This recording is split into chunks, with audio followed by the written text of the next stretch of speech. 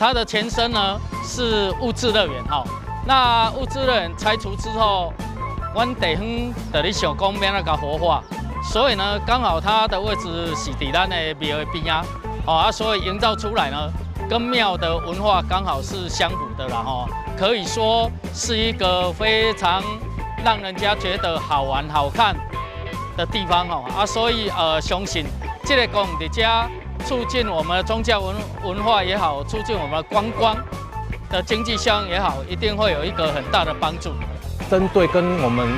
妈祖庙对不对做一个共融的部分，那我们基本上是用它的太极的理念，配合现地的一些原本的一些设施，那可以营造一个儿童跟我们现地的一个产业的一个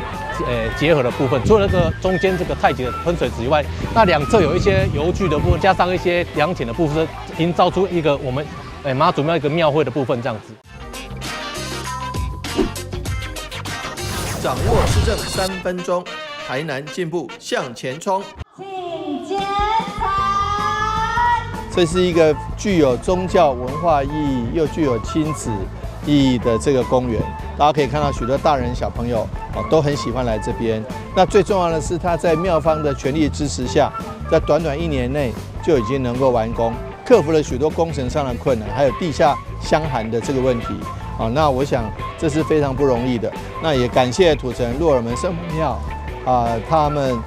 从上上下下大家齐心努力，也感谢设计团队和施工团队。那市府对于这样子安南地区也是土城地区很重要的一个亲子悠游公园的一个里程碑，我们接下来还会持续再努力。那感谢鹿耳门圣母庙，谢谢大家的支持。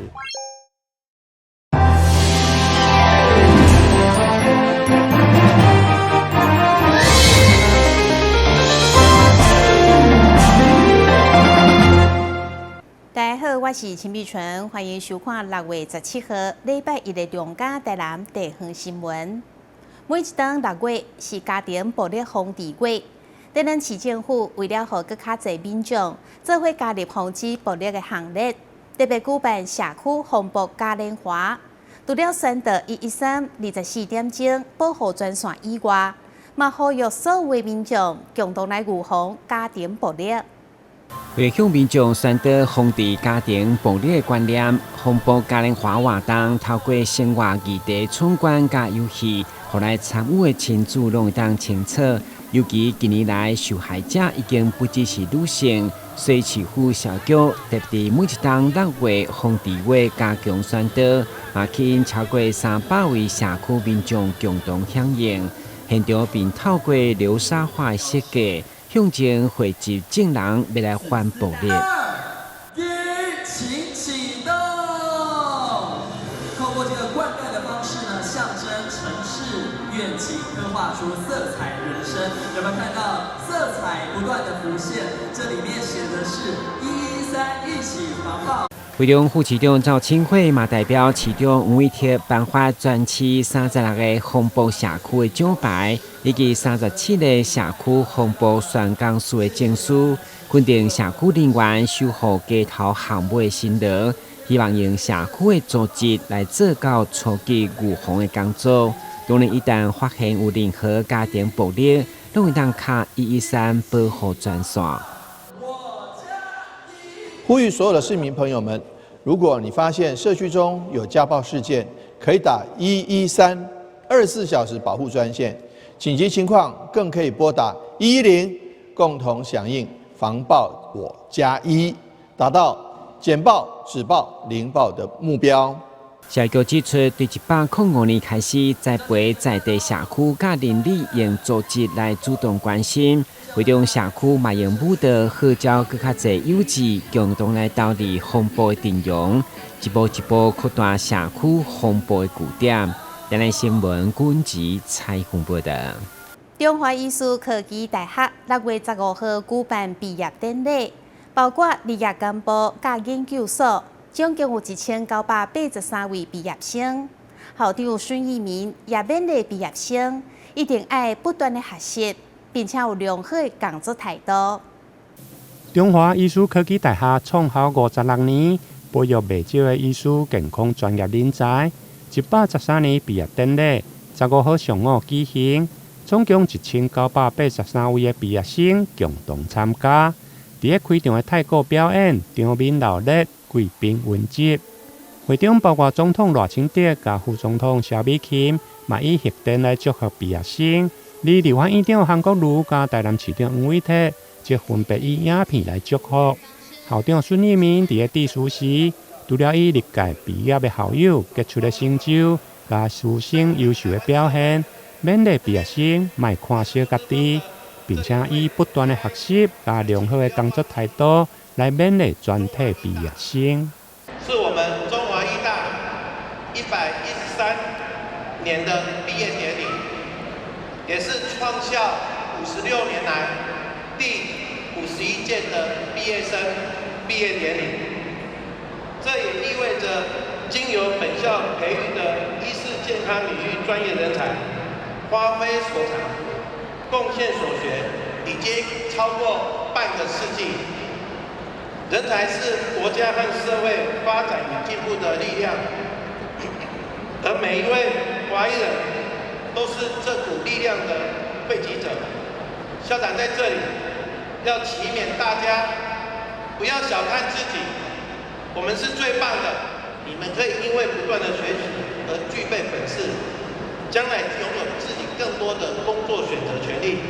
这样你的人生成就也就会具体的耀眼而受人肯定。此外，工作态度也是我想跟各位同学祈勉的。专业能力是可以养成的，但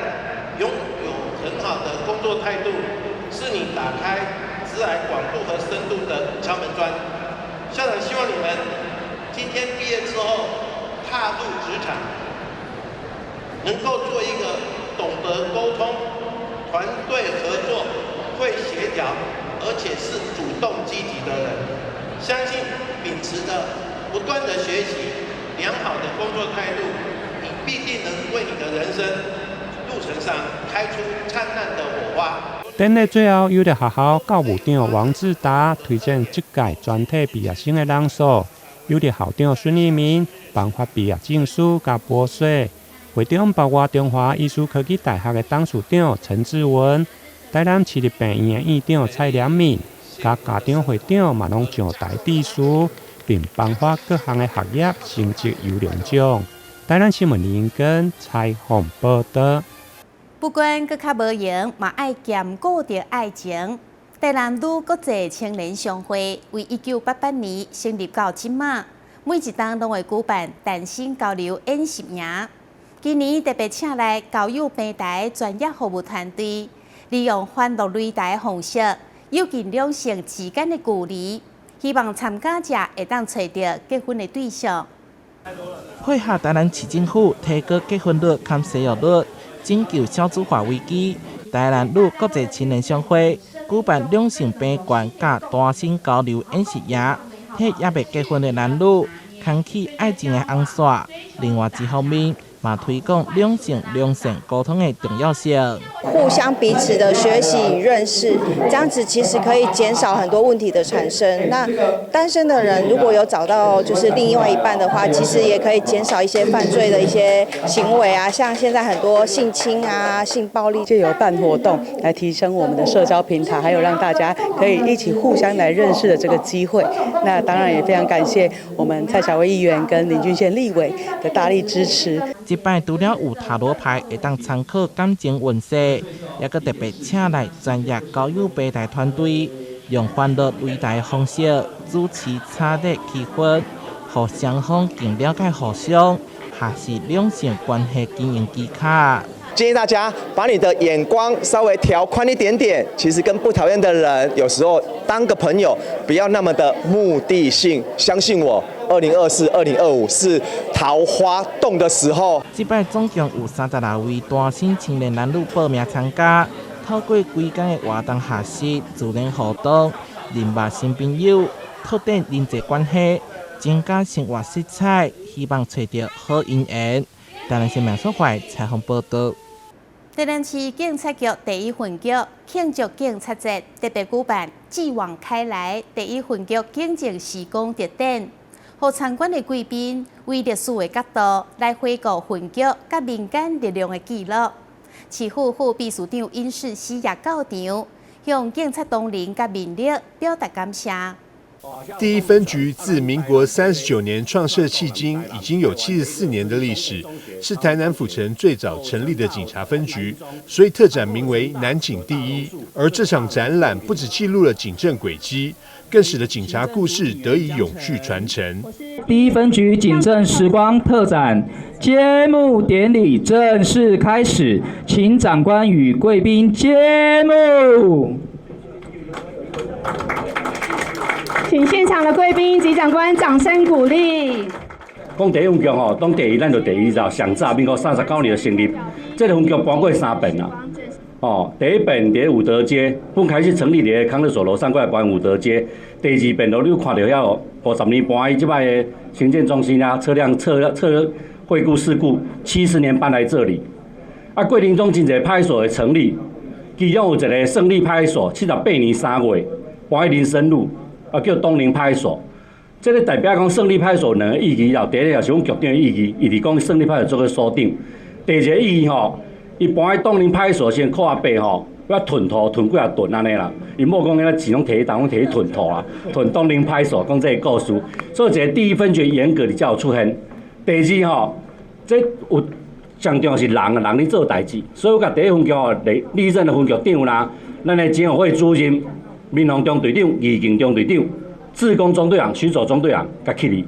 啊有表示讲，伊咱做啥代志，大家后盖来第一分局参观，有一个意义，有一个参与感。市府副秘书长殷世熙也亲临现场，表达对于警察同仁的感激之情，并在致辞中强调，警察是社会秩序的守护者，因为有警察辛勤的工作，才能维护民众安全与和平。且透过民力的支持及协助，共同打造更完善及坚固的治安环境。能够将我们警政时光继往开来，将第一分局将74年的时光把它铺陈出来，那也是我们警政机关第一个响应我们台南400的活动那个拍台国外。我们回顾了我们这整个一个警政体系的一个历史也代表我们警察英雄的故事。我们市民也认你们过得会比较怎样幸福美满，因此我们不管是治安、交通的维护，没有我们真的是会怎样胆战心惊的那我们呢，这个治安大家是有目共睹的，晚上任何一个地方都可以怎样畅通无阻，不用害怕。但你们到国外就不一样了，这都是我们警察的功劳。那尤其我们在检查还有很重要，是要结合民力。我们有民力有怎样？我们有我们的警友，对不对？还有义警，以及我们的巡守，还有我们的志工，对不对？还有一个什么？民法，很重要的民法。这是我们民间的武力。活动现场嘉宾云集，包含副秘书长殷世熙、内政部警政署警政委员张树德、台南市警察局副局长郑荣坤、东区区长黄炳元、主任秘书陈俊达、议员蔡小薇、李忠林、曾培雅服务处执行长欧正豪、台南市警察之友会东区办事处主任黄瑜珍、台南市民防大队东区民防第1中队中队长李日东、台南市民防大队东区民防第2中队中队长王君宏、台南市民防大队东区义警第1中队中队长王振坤、台南市政府警察局第1分局志工中队中队长陈君旭、台南市巡守大队第1巡守中队中队长陈建山、台南市交通义勇警察第2大队第1分局中队长王义祥也都一同共襄盛举。记者张硕维台南报道。嘉义高中校友会替母校欢庆100周年，特别以文化府城技艺传承为主题，邀请高雄女中、甲新竹女中的师生以及社区的民众，总共100人，做伙来学习车簧甲刺绣，将回收的二手牛仔裤改造成手提袋，用美学创造社区共好。把这2片牛仔布正面对正面把它车起来。来自高雄和新竹女中的学生，仔细地将牛仔裤用机器缝合，再绣上大大的 logo， 实用的手提袋就这样完成了。我是第一次用这个裁缝机来做这个佳琪100年校庆的袋子，很酷，就是平常不会接触到的东西。今年刚好有5间台湾各地的高中也都是100年，所以我们今天也特别的在这个活动当中我们邀请绣上自己的姓名，然后呢车缝出属于自己的一个提带，那同时呢也带着我们这个府城400的这一个绣牌在他的作品当中。今年佳琪高中100周年，结合台南应用科技大学60周年校庆系列活动，由2校服装科师生团队一起指导学生和社区民众缝纫和刺绣技能，将回收2手牛仔裤改造成实用手提袋，同时呼应联合国永续发展目标，也减少快时尚所带来的环境冲击。这几年大家都在推 ESG 嘛，就是怎么让它节能减碳我们这也是减少环境的污染，希望你布料不要的或是衣服旧的不要乱丢，可以做一些改造。台南应用科技大学在校内成立全球刺绣研究发展中心，保留府城工艺传承，走入校园向学生推广，让传统技艺向下扎根。每一个人都学会这个缝纫的技艺跟手绣的技术，然后呢，能够让它整个呢缝纫带入生活化。百人缝绣活动连结产官学3方面，不仅推广缝纫技能，也传承刺绣技艺所代表的府城文化精神。记者宋怀台南报道。台南有一位68岁老先生，因为有3关顶多种慢性病，加上冠心病，腰子的功能损伤，虽然有种人工节律器，不过也是心律不整。后来经过奇美病院中医部的治疗，不但改善心律不整，连腰子的功能也慢慢回升。这名68岁施先生之前因为冠心病接受冠状动脉的手术，后来因为病窦症候群合并经常性心跳停止，时间过长，装置人工节律器，但心律不整还是每天发生。后来还因为人工髋关节置换与腹股沟疝气修补手术，让患者肾功能下降。后来经过中医辨证论治，诊断为心肾气阴两虚。经过中医的调理，心律不整已经改善，而且连肾功能也明显提升。他放人工节律器之后呢，他的心律不整，虽然没有暂停，但是还持续觉得会胸闷、心悸不舒服，所以才求助于中医。那他到中医来，那经过我们的辩证，我们认为他是一个心肾两虚的这样的一个案例，而且相当的焦虑，所以我们用天王补心丹加减大柴胡汤给他补养心肾。那另外就是清肝安神。那经过大概吃了2周的中药之后，那他的心律不整就开始减轻1半以上，吃到1个月，那他的心律不整就完全都没有再发生。经过了这样子1年多的时间，我们大概1个月的时间顺利的控制他的心律不整，那用1年的时间，那让他的肾功能损伤能够顺利的恢复回来。那中医的辩证本来就是一个多器官共同调理这样的一个特性，那所以我们觉得如果心律不整的病人，那他同时合并有很多的这些高血压啦、糖尿病啦、肾功能障碍啦、其他的功能障碍，其实用中医辩证论治来帮忙调理身体是一个不错的选择。医师表示，心律不整合并心肾与多器官同病，不只增加治疗的困难度，而且长者接受重大手术，如果原本气血不足，可以透过中医调理提升气血循环，让原本受损的器官顺利修复。另外，医师也提供简单的穴位治疗法，包括按压内关穴与劳宫穴，养心安神。另外，热敷下腹的气海穴与关元穴，和背后的肾俞与命门穴等，也有助于保护肾脏的健康。记者林根台南报道。最近在高雄出现24点钟营业的无人自助拉面店，民众随时拢会当去店内享用好食的拉面。这间无人拉面店除了标榜有甲韩国港部的品行以外，佮甲饮料店合作，让消费者不只有拉面会当吃，还会当啉到好啉的饮料。